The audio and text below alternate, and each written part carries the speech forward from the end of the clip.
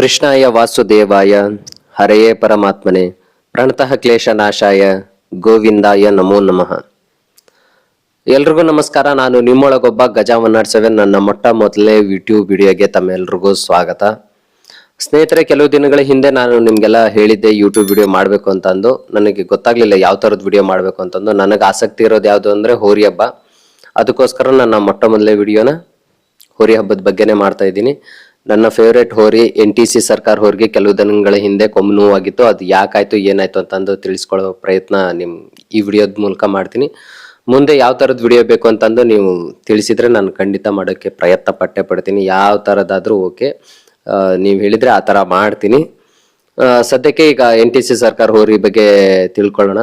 ನಿಮ್ಗೆಲ್ಲ ಗೊತ್ತಿರೋ ಹಾಗೆ ಬರಡಿ ಸರ್ಕಾರ ಆಗಿ ಮುಂಚೆ ಇಲ್ಲೇ ಕರ್ನಾಟಕದಲ್ಲಿ ಹುಟ್ಟಿ ಹಬ್ಬ ಮಾಡಿತ್ತು. ಅದಾದ್ಮೇಲೆ ಅದ್ರ ಹಬ್ಬ ನೋಡ್ಬಿಟ್ಟು VTN ಅವರು ತಗೊಂಡು VTN ಸರ್ಕಾರ ಆಗಿ ಹಬ್ಬ ಮಾಡಿದ್ರು. ಮತ್ತೆ ಈ ಕರ್ನಾಟಕ ಮಣ್ಣಿನ ಋಣ ಇರೋದಕ್ಕೆ ಮತ್ತೆ ಮರಳಿ ಕರ್ನಾಟಕಕ್ಕೆ ಬಂದು ಮಾಸೂರಿನ ಮುತ್ತಣ್ಣನವರು NTC ಸರ್ಕಾರ ಆಗಿ ಈಗ ಹಬ್ಬ ಮಾಡ್ತಾ ಇದೆ. ಹೈಟ್ ಕೂಡ ಕಡಿಮೆ, ಕೊಮ್ಮು ಕೂಡ ಚಿಕ್ಕದು, ಆ ರೇಂಜಲ್ಲಿ ಸ್ಪೀಡು, ಆಮೇಲೆ ಅದು ಪಿಕಪ್ಗೆ ಫಿದಾ ಆಗದಿರೋರೇ ಇಲ್ಲ.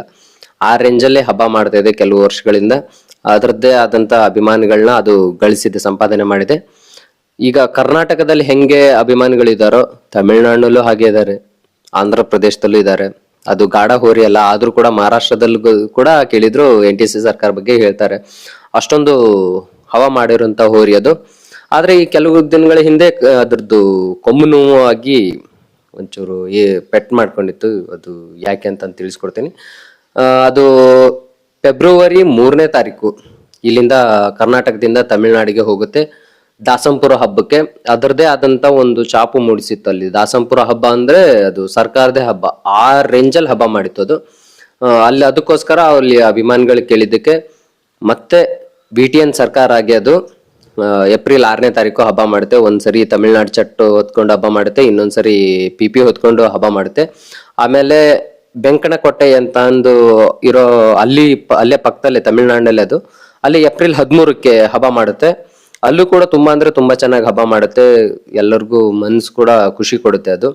ಅದಾದ್ಮೇಲೆ ಮತ್ತೆ ಅವರು ಬ್ಯಾಕ್ ಟು ಬ್ಯಾಕ್ ಹಬ್ಬ ಮಾಡ್ತಾರೆ. ಮತ್ತೆ ಏಪ್ರಿಲ್ 16ನೇ ತಾರೀಕು ತೀರ್ಥಮ್ಮನ ಗ್ರಾಮದಲ್ಲಿ ಹಬ್ಬ ಇರುತ್ತೆ. ಅಲ್ಲಂತರೂ ಮತ್ತೆ ಹಳೆ ಸರ್ಕಾರ ಆಗಿ ಹಬ್ಬ ಮಾಡುತ್ತೆ. ಅದೇನು ಪಿಕಪ್ ಸ್ಟೈಲ್ ಇತ್ತಲ್ಲ, ಹಿಂಗ್ ಬಾಣ ತರ ಹಿಂಗ್ ಹೋಗೋದಂಥದ್ದು, ಆ ತರ ಹೋಗಿ ಎಲ್ರಿಗೂ ಫುಲ್ ಖುಷಿ ಆಗ್ಬಿಡುತ್ತೆ. ಅದು ಆ ರೇಂಜಲ್ಲಿ ಹಬ್ಬ ಮಾಡುತ್ತೆ. ಬರೀ ತಮಿಳ್ನಾಡಿನಂತ ಅಲ್ಲ, ಸರ್ಕಾರ ಫ್ಯಾನ್ಸ್ ಎಲ್ಲರೂ ಇದ್ದಾರಲ್ಲ ಅವ್ರಿಗೆ ತುಂಬಾನೇ ಅಂದ್ರೆ ಹೋರಿ ಹಬ್ಬದ ಅಭಿಮಾನಿಗಳು ಎಲ್ರಿಗೂ ಖುಷಿ ಆಗುತ್ತೆ. ಅದು ಮತ್ತೆ ಆ ತರ ಹಬ್ಬ ಮಾಡ್ತಿದೆಯಲ್ಲ ಅಂತಂದ. ಯಾಕಂದ್ರೆ ದನಂಗ್ನಳ್ಳಿ ಹಬ್ಬದಲ್ಲಿ ಅದು ಬಿದ್ದಾದ್ಮೇಲೆ ಅದ್ರದ್ದು ಒಂಚೂರು ಸ್ಪೀಡ್ ಏನು, ಅದು ಕಾಲು ನೋವು ಅನ್ನೋದೇನಿದೆಯಲ್ಲ ಅದು ತುಂಬಾನೇ ಇತ್ತು. ಅದಕ್ಕೋಸ್ಕರನೇ ಈ ವರ್ಷ ಬರೀ 8 ಹಬ್ಬ ಮಾಡಕ್ ಸಾಧ್ಯ ಆಯ್ತು. ಯಾಕಂದ್ರೆ ಸ್ಟಾರ್ಟಿಂಗ್ ಇಂದಾನು ಫಸ್ಟ್ನೇ ಹಬ್ಬನೇ ಲೇಟ್ ಆಗೋಯ್ತು ಅದು ಸುಧಾರಿಸ್ಕೊಳ್ಳೋಕೋಸ್ಕರ.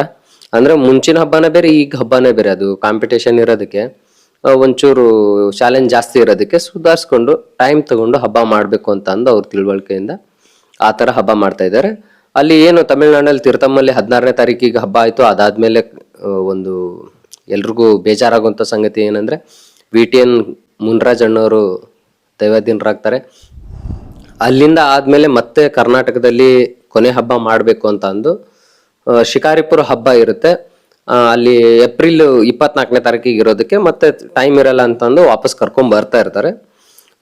ವಾಪಸ್ ಕರ್ಕೊಂಡ್ ಬರುವಾಗ ಏನು ಟಾಟಾ AC ಇರುತ್ತಲ್ಲ, ಟಾಟಾ AC ಇಲ್ಲಿ ಹಿಂಬದಿ ಇರುವಾಗ ಅದು ಬಾಕ್ಸ್ ಖಾನಿ ಇರುತ್ತಲ್ಲ, ಅಲ್ಲಿ ಬರುವಾಗ ಅದು ಕೊಂಬು ಸಿಗಿಸ್ಕೊಂಡ್ಬಿಟ್ಟತೆ. ಅದು ಯಾರಿಗೂ ಗೊತ್ತಾಗಿಲ್ಲ. ಅದು ಯಾವಾಗ್ಲೂ ಅದ್ರ ಜೊತೆಗೆ ಇರ್ತಿದ್ರು. ಅದೊಂಚೂರು ಕಾಡ್ ಇರೋದಕ್ಕೆ, ಆಮೇಲೆ ತುಂಬಾ ದೂರ್ಲಿಂದ ಬರೋದಕ್ಕೋಸ್ಕರ ಅಲ್ಲಿ ಫ್ರೀ ಆಗಿರ್ಲಿ ಹೋರಿ ಅಂತ ಅಂದೇಳಿ ಎಲ್ಲರೂ ಮುಂದೆ ಕುತ್ಕೊಂಡಿದ್ರು. ಅವ್ರಿಗೂ ಗೊತ್ತಾಗಿಲ್ಲ ಪಾಪ. ಗೊತ್ತಾಗಿದ್ರೆ ಯಾರಾದ್ರೂ ಸುಮ್ನೆ ಇರ್ತಾರೆ ಹೇಳಿ.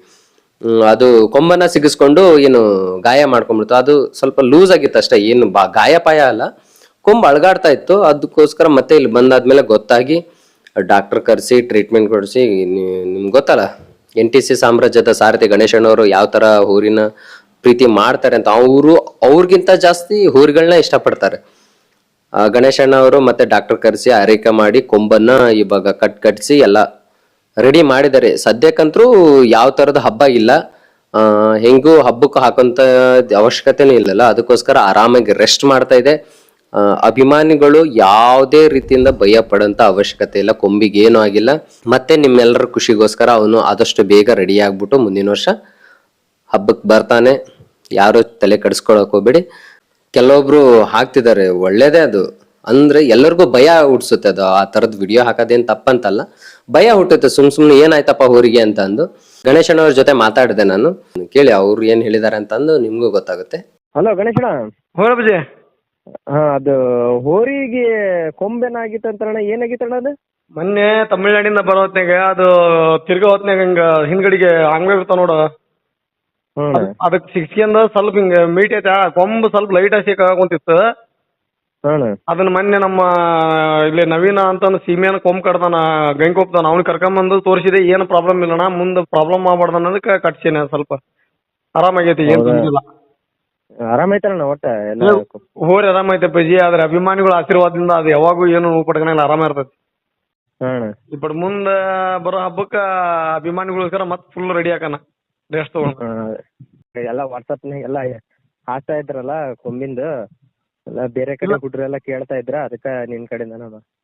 ಇಲ್ಲ ಅಪ್ಪಾಜಿ, ನೀ ಎಲ್ಲರಿಗೂ ಹೇಳ್ಬಿಡು ಅಭಿಮಾನಿಗಳಿಗೆ, ಅದು ಅಭಿಮಾನಿಗಳ ಆಶೀರ್ವಾದ ಇರೋ ಮಟ್ಟ ಯಾವಾಗೂ ಏನಾಗಲ್ಲ ದೇವರಿಗೆ. ಅದು ಸರಿ ಸರಿ ಅಣ್ಣ. ಅದು ಹೆಸರು ಮಾಡ್ಬಿಡೋದಲ್ಲ ಹೋರಿ ಹಬ್ಬದ ಬಂಡೆ ಅಂದ. ಬಂಡೆಗೆ ಏನಾಗಲ್ಲ, ಬಂಡಿಗೆ ಏನೂ ಆಗಲ್ಲ.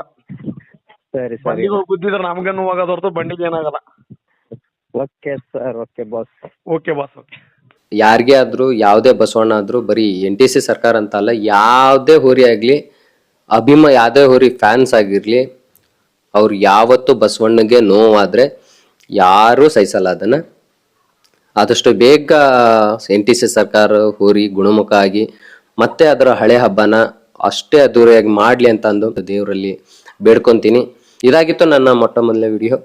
ದಯವಿಟ್ಟು ನನ್ನ ಚಾನೆಲ್ನ ಇಷ್ಟ ಆದರೆ ಸಬ್ಸ್ಕ್ರೈಬ್ ಮಾಡ್ಕೊಳ್ಳಿ.